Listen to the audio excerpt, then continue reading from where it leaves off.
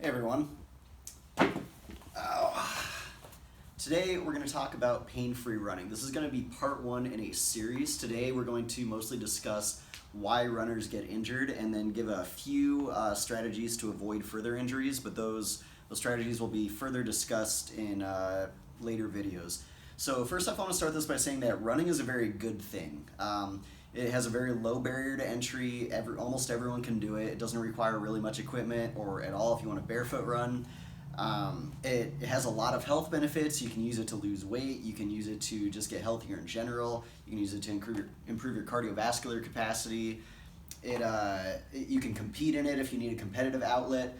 But for whatever reason, running has a very, very high injury rate compared to other ways of exercising. So if we look at some other things, so if you look at weight training, Olympic lifting, bodybuilding, strongman, powerlifting, all these things have around 2 to 4 injuries per 1,000 hours of training. If you look at the literature that has been done on training injuries in those sports. Even with things like CrossFit, it's only around 2 to 3 injuries per 1,000 hours of actual training. If you look at swimming, so competitive swimming, it has around two injuries per 1,000 hours of training. Mountain biking, which we kind of think of as generally a fairly dangerous sport, you're going downhill rapidly, sometimes uncontrolled, has about 0.6 injuries per 1,000 hours of mountain biking, so very, very low. Running in novice runners, there's a lot of studies looking at injury rate.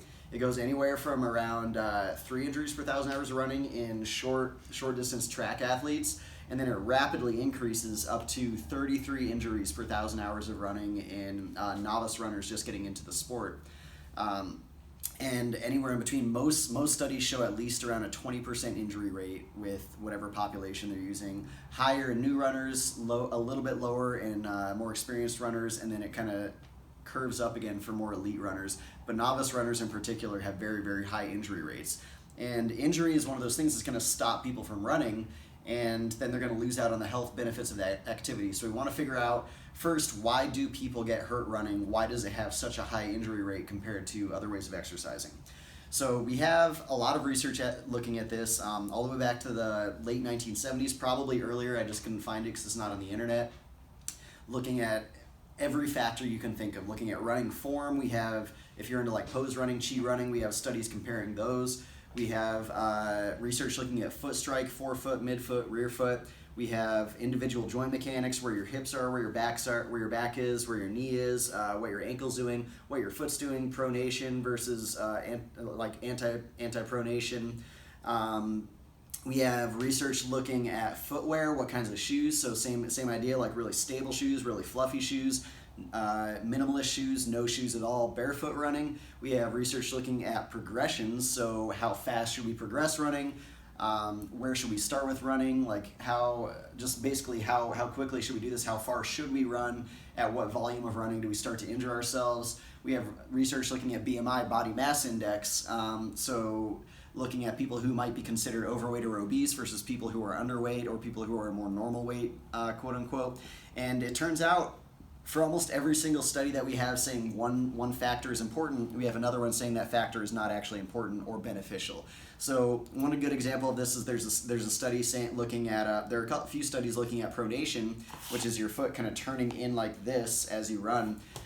There's one study that says this may be overpronating may put you at a higher risk for injury. There's another study specifically saying overpronators had a lower injury rate and it actually may be protective against injury.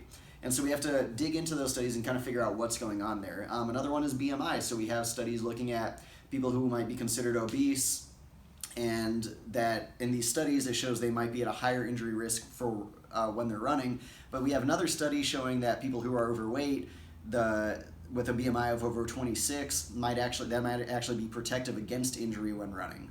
And so all these contradictory studies, and so the picture that we get is a very unclear one. It's kind of frustrating trying to make sense of how do we avoid running injuries, and this might be partially why we continue to have these high injuries. So I do think there are some things that stick out that we can basically boil it down to, it's these factors.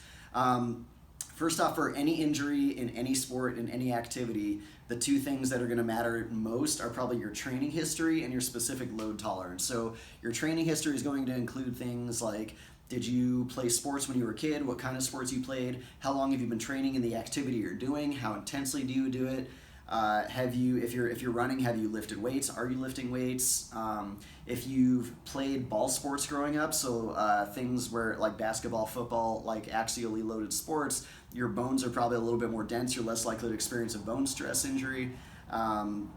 If on the other hand, if you were a swimmer and you get into running for the first time, if you're a competitive swimmer getting into running, you might actually be at a higher risk of injury because your cardiovascular system is well developed, but your bones have not been exposed to the impact of running. So the training history really matters, and that plays into the load tolerance. So these various factors such as training history, genetics, your weight, all these things based and where you tend to be strong in your body, how you run, the form you use, puts a certain amount of load through your various tissues and body parts, and then you basically end up discovering which part of your body can tolerate the load you're putting through it, and the parts that can't tolerate the load and cannot adapt quickly enough to the load you're putting through them might become injured, and you might experience pain with those. So training history, load tolerance.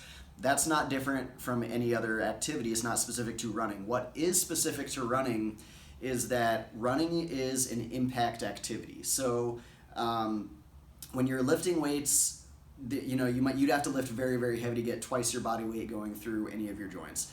When you're mountain biking, when you're swimming, you're not hitting anything. You're having relatively low forces going through your body. When you're running, every time you hit the ground, it's a fast deceleration. So you can kind of think of the idea of you're in a car and you're driving 60 miles per hour and you go to slow down. If you slow down over 10 seconds, you kind of gently tap the brake and you start to slow down. You don't really experience a lot of force. You barely notice the slowing down from 60 to 0 miles per hour. If you're in a car and you slam on the brakes, say there's a wreck in front of you and you slam on the brakes to avoid it, you get thrown forward, everything in your car goes forward, hits the windshield. There are very high forces at work depending on the speed of how quickly you decelerate. And so every time you run, you're smashing your body into the ground over and over and over and over. You're having a fast deceleration, and that results in very high forces. For even slow joggers, most slow runners will experience at least 2 times their body weight going through each leg every time they hit the ground. And it's for a very brief moment, but it's still a high force. And then we have research looking at up to elite sprinters might experience 5.5 times their body weight with every single step. That's a lot of force. And so that puts a lot of stress through our musculoskeletal system, and in order to get the beneficial adaptations of running, we end up putting more stress through our musculoskeletal system than I think we realize in order to get more fitter, improve our endurance, or lose weight. So the other half of this is that for some reason our nervous system seems to underinterpret the forces that we experience when we're running. So this gets a little bit into pain science and fatigue science. Basically what it boils down to is when we interpret things as a threat, when our brain collects information from our body, it gets signals from our body about what's happening from multiple sources in our body, then it puts it in the context of the situation of what we're doing, the activity we're doing, our past experiences, all these things. It takes all this evidence and then asks, is there a threat to my body based on all the stuff I'm gathering? And if the brain decides there is, it's going to create pain to make you stop doing it. So it makes you not want to do that threatening thing, whatever your brain is interpreting as a threat. And fatigue works similarly in that there's inputs coming from different sources. This might be fuel sources in your body. It might be the rate of how quickly you're burning energy. It might be your body temperature is a big one. The hotter your body temperature, the more your brain is likely to interpret things as fatiguing. But what it boils down to is your brain is taking input from your body and deciding, hey, this is really hard, I'm starting to get tired, and it's trying to protect you from damaging yourself by stopping you before you get there. And with running, what seems to happen is that we don't interpret these high forces as much of a threat as maybe we should.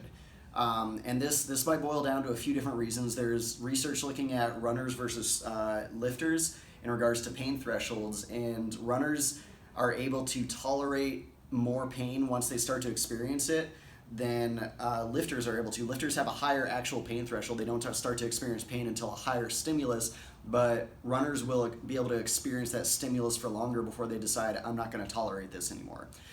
So one is that ability to endure pain tends to be a little bit higher in endurance athletes. The other factor is that exercise in general, and specifically endurance exercise, makes you less likely to interpret things as a threat and less likely to feel pain when and after you're doing the exercise. So there are studies looking at applying a noxious stimulus to people, so putting like pressure on their finger or temperature stimulation. And when you're doing exercise in general, you tend to not interpret it as painful for longer than you would if you were just sitting in a chair. So you'll be able to tolerate more stimulus before it becomes something that you notice and experience pain with than if you were just like sitting down, laying down, experiencing that same thing. So we have these factors that basically make your brain less sensitive to the mechanical forces going through your body, so you're less likely to interpret them as a threat. And then due to the nature of running, those mechanical forces are actually really high in your musculoskeletal system compared to like your cardiovascular system for most runners, especially for novice runners. And so these two factors by themselves probably elevate that injury risk for running a lot higher than other non-impact activities and non-cardiovascular activities.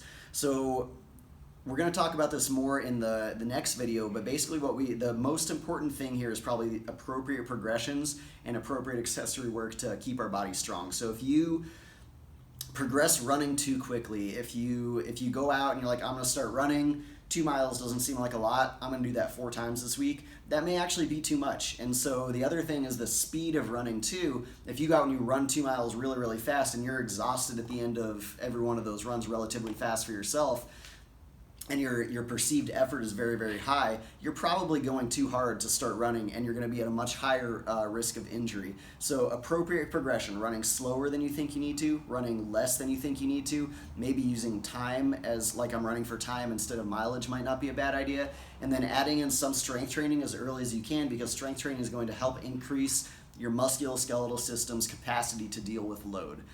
Running will do that by itself, but it tends to take a while, and anything you can do on top of that to help it out is going to put you at less risk of injury.